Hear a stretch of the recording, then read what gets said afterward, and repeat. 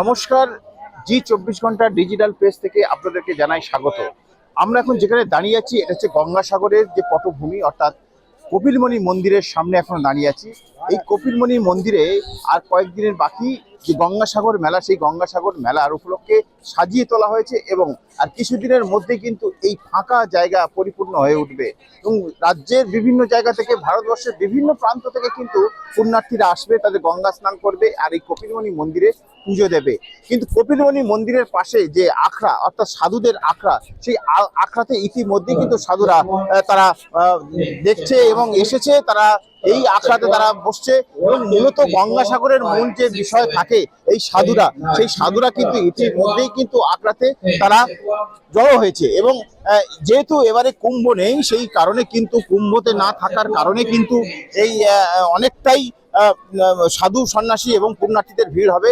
মূলত এই পুণ্যার্থীরা বিভিন্ন রাজ্য থেকে তারা আসে, তারা এই সময়টা আসে যে পুণ্য তিথিতে তারা স্নান করে এবং গঙ্গাসাগর ইতিমধ্যেই যে দুদিকে যে আখড়া, অর্থাৎ এইটা হচ্ছে মূল আখড়া যেখানে নাগা সাধুরা বসেন এবং সেই নাগা সাধুরা কিন্তু তারা বসে তাদের যারা ভক্তরা আসে তাদেরকে প্রসাদ দেন এবং তাদের সঙ্গে দেখা করেন এবং তাদের কাছ থেকে আশীর্বাদ নেয়। এবং যে পাশে যে কপিলমণি মন্দির, সেই কপিলমণি মন্দিরে কিন্তু তারা পুজো দেন। সেই পুজো মূলত যেখানে তাদের যে মনস্কামনা, সেই মনস্কামনা কিন্তু পূরণ করার জন্য আসে এবং এই যে জায়গা, এই জায়গা কিন্তু যতটা এখন ফাঁকা দেখা যাচ্ছে, সেই ফাঁকা জায়গা পরিপূর্ণ হয়ে উঠবে আর কিছুদিনের মধ্যেই। কিন্তু রাজ্য সরকার, মুখ্যমন্ত্রী যে মমতা বন্দ্যোপাধ্যায়, তিনি আসবেন, এখানে বেশ কিছু প্রকল্পের উদ্বোধন করবে। তার আগে কিন্তু নিরাপত্তা কিন্তু আঁটাসাঁটা দেখা যাচ্ছে এবং গঙ্গাসাগর মানেই কিন্তু কপিলমণি মন্দিরের নানান রকমের রঙে রঙিন হয়ে ওঠে এবং নানান রঙের আলোয় আলোকিত হয়ে ওঠে এবং বলা যেতে পারে ভারতবর্ষের একটা মিনি ভারতবর্ষ তৈরি হয় এই গঙ্গাসাগরে।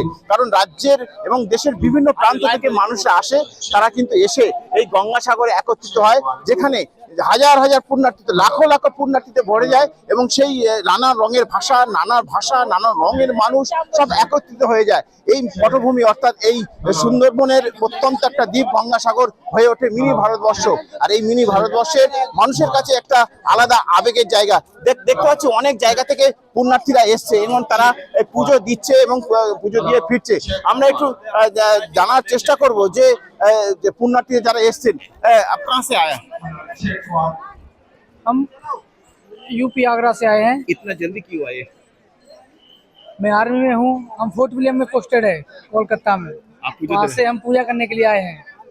हमें बहुत अच्छा लगा यहाँ पे आके। বোঝা যাচ্ছে যে আর্মির একজন যিনি সৈনিক, তিনি কিন্তু এসেছেন এই সময় ফাঁক তালে কিন্তু তারা পুজো দিয়ে ফিরছেন এবং তাছাড়া কিন্তু বিভিন্ন জায়গা থেকে পর্যটকরা কিন্তু এসছে, পুণ্যার্থীরা এসছে, তারা কিন্তু এই মন্দিরে পুজো দিচ্ছে। জি 24 ঘন্টা, নকিবউদ্দিন গাজী, গঙ্গাসাগর। বাংলার আওয়াজ, বাঙালির আবেগ, জি 24 ঘন্টা।